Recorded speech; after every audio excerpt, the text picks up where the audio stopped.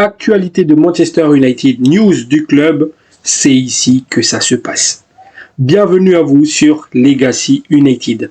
Donc, dans cette vidéo, nous allons parler de tout ce qui est news. Notamment, il y a quelques points que j'aimerais discuter, partager avec vous, donner mes avis là-dessus.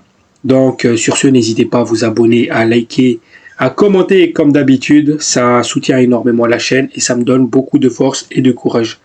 Sur ce, l'équipe, à tout de suite. Mes Red Devils, bonjour à vous, j'espère que tout va bien pour vous. Pour ce qui est de ma part, un peu malade, mais sinon ça va bien. Donc j'ai beaucoup de choses à dire aujourd'hui, notamment un petit comparatif que je vais vous partager concernant le PSG et Manchester United. Il y a quelque chose à observer, à analyser dans ce club. Et nous pourrons s'inspirer, justement, les dirigeants pourront s'inspirer de cela.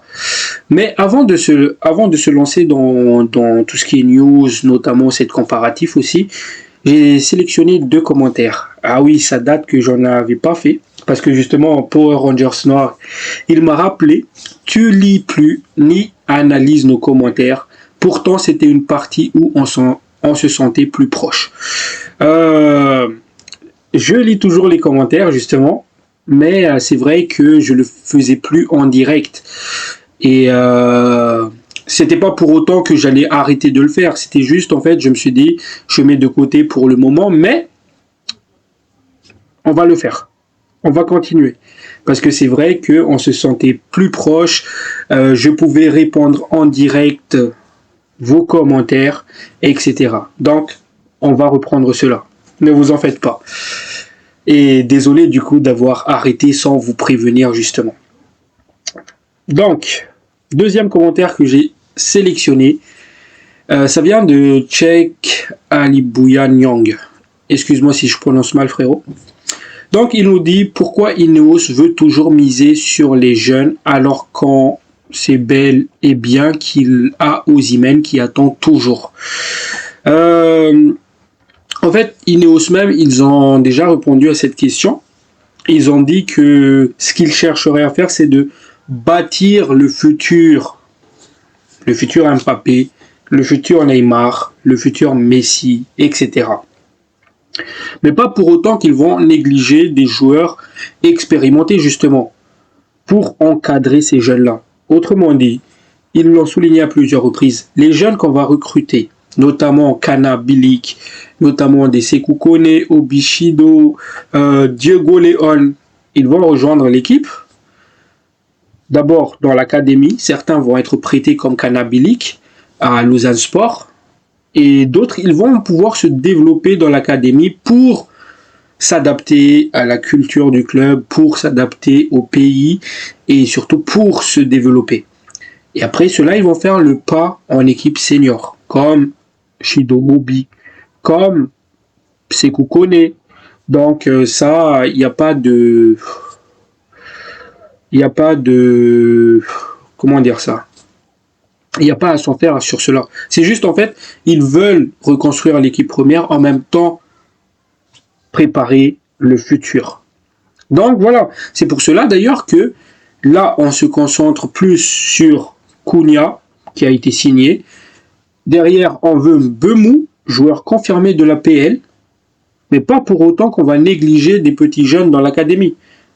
À côté, on va aussi développer l'académie. Donc, les petits jeunes, ils vont monter en pro. Il va y avoir des Cunha, des Bemou qui va les encadrer pour mieux se développer. C'est cela la stratégie de Ineos. Après, oui, tout à fait, tu as tout à fait raison, c'est que il faut un numéro 9 expérimenté. Parce que, évidemment, il y avait le cas comme quoi Manchester United voulait Liam Delap, un petit jeune. Donc voilà, il nous faut un confirmé. Parce que des petits jeunes au poste de numéro 9, on a du Obishido, on a du Hugill, on a du Whitley, et j'en passe. Il y a trop de pépites sur le poste de numéro 9 dans l'académie. Donc ça sert à rien d'aller chercher un petit jeune. C'est pour cela que je veux un Osimhen ou un Gyökeres. Et pas autre chose. Donc, je vais revenir sur la petite comparative que j'aimerais faire par rapport au PSG. Pour ceux qui ne sont pas au courant, PSG vient de gagner sa première LDC de son histoire. Félicitations à eux. Ils étaient vraiment très forts cette saison. Leur parcours était phénoménal. Bref, mais je ne vais pas m'attarder sur cela. Donc, où est-ce que j'aimerais revenir? Le travail qu'ils ont fait. Parce que avant cette équipe de PSG, il n'y avait que des superstars, des joueurs glamour. Il avait du Mbappé, du Cavani, du Neymar, du Messi, du Verratti, etc. Il y avait trop de superstars. Et c'est des joueurs qui ont tout gagné, qui ont tout prouvé, donc ils se croyaient au-dessus du club. Évidemment, sur le papier, c'était vraiment trop fort, tout le monde les voyait gagner la LDC à cette époque-là. Au final, fou, rien de tout cela ne s'est passé. Évidemment, ils ont gagné la Coupe de France Ligue 1. Mais honnêtement, qui pouvait les arrêter en France? Lille, Marseille, Rennes. Personne ne pouvait les arrêter en Ligue 1. Mais on a vu la limite en Europe. Parce que dans le groupe, tu connais même plus c'est qui le tireur attitré, Neymar. Après, il y a Mbappé qui se dispute pour le tirer. Il y a Messi qui... Voilà. Il y avait trop d'ego. Luis Enrique, il arrive. Qu'est-ce qu'il fait? Il balaye tout le monde. Mbappé, il part. Neymar, il part. Verratti, il part. Messi, il part. Et j'en passe. Et d'ailleurs, je tiens à souligner le travail de cet homme, Luis Enrique. Derrière, le PSG décide de lui faire confiance. Et ils ont remplacé ces noms-là, mais pas par des superstars qui ont tout gagné. Il y a du Jao, du Vitinha qui arrive. C'est des joueurs que Luis Enrique veut. Des Pacho. Un Pacho qui était inconnu au bataillon avant qu'il signe au PSG. Pourtant, aujourd'hui, il fait partie des meilleurs. Parce qu'ils ont fait confiance et ils ont construit un groupe soudé. Sans pour autant avoir des gros noms. Et Luis Enrique lui-même, il a dit, il n'y a pas un star au PSG, il y a 24 stars. C'est un groupe uni, c'est un groupe soudé. Donc, cette année, ils vont tout rafler. Où est-ce que j'aimerais revenir? Manchester United. À Manchester United, on s'accroche trop au nom des Bruno Fernandes, des Luke Shaw, des Casemiro, des Rashford. On est trop émotif. On veut pas. Ah, c'est un joueur que j'aime bien. Il y a les FC joueurs. Au bout d'un moment, il faut faire confiance au coach. Comme ils ont fait le PSG. Et il faut que le board fasse confiance au coach. Il faut qu'on ramène les joueurs que Ruben Amorim a besoin. Il ne faut pas qu'on soit dépendant d'un joueur. Ok, Bruno, il est trop fort. Mais Manchester United, à l'heure actuelle, on est trop dépendant de Bruno Fernandes. Si Bruno se blesse demain, par exemple, il n'y aura pas de jeu dans cette équipe. Et c'est ça qui me gêne. C'est pas comme ça qu'on va revenir au sommet. Il faut qu'il y ait des joueurs. Dans les moments difficiles, ils se montrent. Il faut qu'on ait une cohésion d'équipe. Il faut que les joueurs commencent à respecter les fans. Parce que même David Beckham, il l'a souligné dans un de ses interviews. Ce que j'ai vu dans cette tournée qu'ils ont fait là, il n'y a pas longtemps, en Indonésie ou voilà, ce que il disait Beckham, ce que j'ai vu lors de cette tournée, c'est vraiment pathétique. Les joueurs ne respectent pas les fans, leur comportement est indécent. À mon époque, c'est des choses impardonnables. Parce que les fans, ils payent pour voir Manchester United. Lors d'une séance pour signer l'autographe, t'as un Garnacho qui baille. T'as un Garnacho qui respecte personne. Il devait donner son maillot à Agüero là, face au All-Star. Mais vu qu'ils ont perdu, bah, il a fait la gueule, il n'a rien donné. Derrière, c'est seulement quand il arrive au vestiaire, c'est là qu'il y a le personnel qui ramène vite fait le maillot. Alors que tu as promis. On a vu vraiment des comportements indignes. Ok, celui de Ahmad où il fait des doigts d'honneur, je peux comprendre parce qu'il s'est justifié. On a attaqué sa mère. Ils ont insulté sa mère. Donc je peux comprendre sa réaction. On parle là de la daronne, du maman, les gars. Mais les comportements de Garnacho, etc. De tout l'effectif, en fait. Et j'aime beaucoup Beckham parce qu'il dit les termes. À son époque, ça, là, c'était impardonnable. Donc, voilà. Donc, voilà.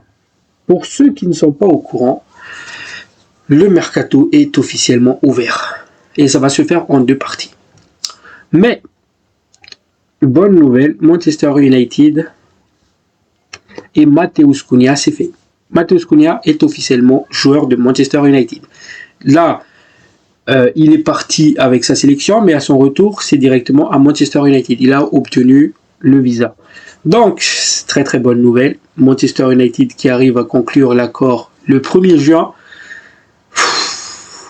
D'habitude, vous savez, hein, on est obligé d'attendre 3 semaines, 1 mois après le début du mercato avant de faire le premier recrue. Et ça, visiblement, c'est quelque chose qu'ils ont corrigé. Donc, Manchester United pourrait probablement conclure une autre signature majeure avec l'argent des accords d'Alvaro Fernandez et de Sancho. Pour ceux qui ne sont pas au courant, Alvaro Caceres Fernandez est officiellement joueur du Real Madrid. C'est-à-dire ils ont décidé de éclater sa clause qui est estimée à 50 millions par le Benfica.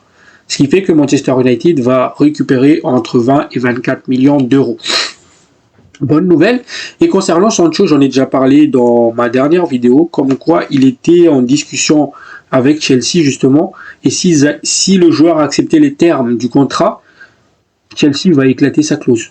Donc ça va se faire très prochainement, ce qui nous fait que on va avoir 50 millions d'euros en plus. Ce qui va faire que, au final, Manchester United, cette semaine, ça va être déterminant. Parce que cette semaine, je pense, on va avoir la signature d'un autre joueur. Peut-être Bemou, peut-être Gyökeres ou Osimhen. Je pense vraiment que cette semaine, ça va être déterminant. Non seulement côté arrivée d'un deuxième joueur, mais aussi côté départ. Parce que Bruno Fernandes, normalement, il doit aussi donner sa réponse cette semaine.